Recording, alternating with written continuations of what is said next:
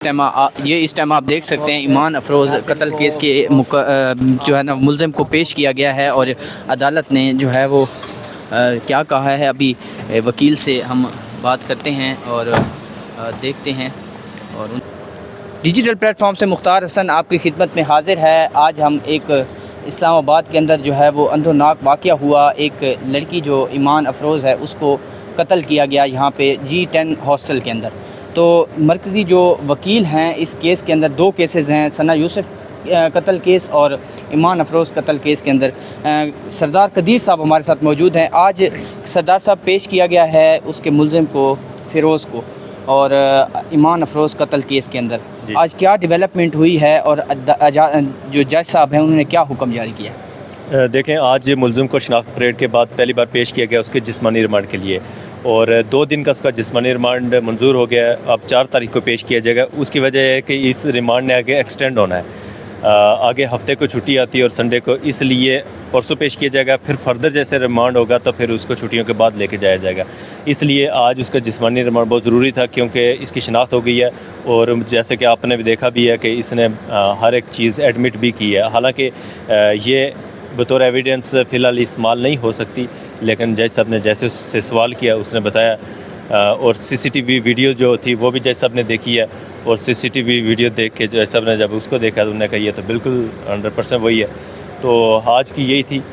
नहीं, ये बताइएगा कि आपको ये नेक्स्ट जब हियरिंग होती है तो आपको क्या लगता है कि इस केस के अंदर क्या डेवलपमेंट हो सकती है? इसको सज़ाए मौत हो सकती है या जो है वो क्या आगे जो है जज साहब कर सकते हैं? देखें, ये ओपन एंड शट केस है, इसके अंदर सीसीटीवी बिल्कुल क्लियर है, और इसके अंदर तो मैं सुप्रीम कोर्ट तक इसकी जो सज़ाए मौत है वो बरकरार रहेगी, और यहाँ से तो 100% इंशाल्लाह इसमें सज़ाए मौत होगी। और दूसरी बात यह है कि हम उम्मीद करते हैं कि ये ख़ुद ही कन्फेशन ही कर लेगा, क्योंकि जिस तरह वो आज तक उसने डिनाई नहीं किया। एक दूसरी साइड पे आपने देखा सना यूसुफ में, वो शुरू में वो भी मानता, लेकिन बाद में जैसे उसको गाइड किया गया तो वो बदलता रहा। लेकिन अभी तक जैसे जो भी सवाल इसको पुट किया जाता है वो मानता है जी मैंने इस रीज़न से ये काम किया है। तो बिल्कुल सज़ाए मौत का केस है, सज़ाए मौत इसको होगी, हर सूरत में होगी।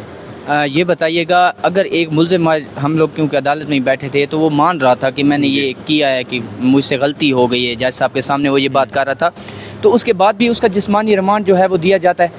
देखें, मैंने आपको बताया कि जो एतराफ़ होता है, कन्फेशनल स्टेटमेंट होती है, उसका एक अलग तरीका है। लेकिन ये जज साहब अपनी सेटिस्फेक्शन के लिए कि मैं किसी गलत बंदे को रिमांड पे ना दे दूं, ये चीज़ें अपनी सेटिस्फेक्शन के लिए उससे सवाल पूछ सकते हैं ना जज। तो उन्होंने जैसे सवाल पूछे तो आप भी वहाँ पे मौजूद थे, तो उसने कहा जी हाँ मेरे से गलती हो गई है, ये वो। उसके बाद जितनी भी तफसील है वो सामने आ जाएगी। तो 100% यही मुलज़म है और कोर्ट फुली सेटिस्फाई है, इसीलिए उसका रिमांड आज पहला रिमांड जिस्मानी रिमांड दे दिया गया 2 दिन का। और इसके बाद क्योंकि इससे अभी रिकवरीज होना बकाया है, इसका फ़ोटोज़ वगैरह लेके फिर वो फोरेंसिक वगैरह बहुत सारी चीज़ों के लिए रिक्वायरमेंट होती है, वो प्रोसेस इसकी जिस्मानी क्या नाम है जो रिमांड है उसके दौरान पूरी की जाएगी। कदीर साहब, ये भी बताइएगा कि जब कत्ल किया जाता है, किसी को मारा जाता है, तो कोई आला इस्तेमाल किया जाता है, गन इस्तेमाल की जाती है, छुरी इस्तेमाल की जाती है, यहाँ पे गोली लगी है, तो पुलिस ने इससे वो जो गन थी वो बरामद की है या नहीं की, उसके हवाले से थोड़ा देखें। जितनी भी चीज़ें हैं ना, क्योंकि इसके अंदर पिस्टल इस्तेमाल हुआ है और वो जो गोली है वो भी ज़ाहिर सी बात है उसका खोल जगह से मिल जाता है, उसकी फोरेंसिक होना है, वो अभी रिकवर होना बकाया है, इसीलिए तो रिमांड लिया गया है। पिस्टल है और दीगर इन्वेस्टिगेशंस हैं, फोरेंसिक के लिए चीज़ चाहिए। इसका वैसे भी पर्सनल जो फ़ोटो होता है सीसीटीवी के साथ मैच करने के लिए, उसके लिए इसकी रिक्वायरमेंट है, तो वो सारी चीज़ें बिल्कुल इसीलिए उसके आज रिमांड लिया वो उसमें रिकवर होंगी।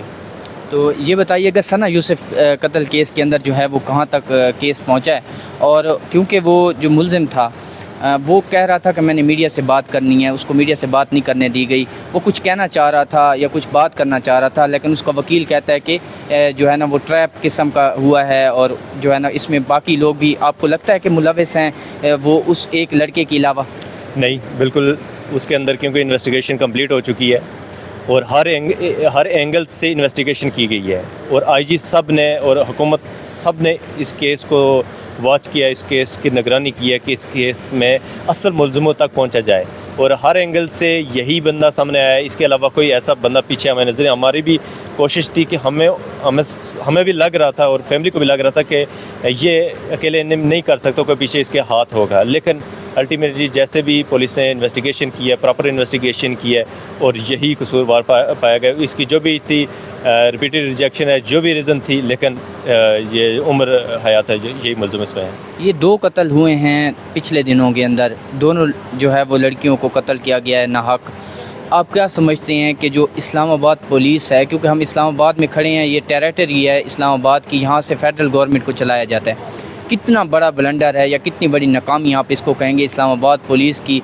यहाँ पे जो है ना वो अब वारदातें जो है वो बढ़ना शुरू हो गई हैं। कत्ल के जो ये सोशल मीडिया ज़्यादा जो एक्टिविस्ट हैं उनको निशाना बनाया जा रहा है, इस पर क्या कहेंगे? देखिए, हम पहले भी इस चीज़ पे आवाज़ उठाते रहे कि हमारी जो सिक्योरिटी के रिलेटेड अदारे हैं, फॉर पुलिस है, FIA है, CIA है, दीगर जो हैं, उनको अभी ज़्यादा फोकस करने की ज़रूरत है, क्योंकि इस्लामाबाद कैपिटल है और कैपिटल अगर पुरअमन नहीं रहेगा तो पूरी दुनिया के अंदर हमारी इमेज ख़राब होगी। जिस तरह हमारी सोशल मीडिया के लोगों पे भी अटैक हो जाते हैं।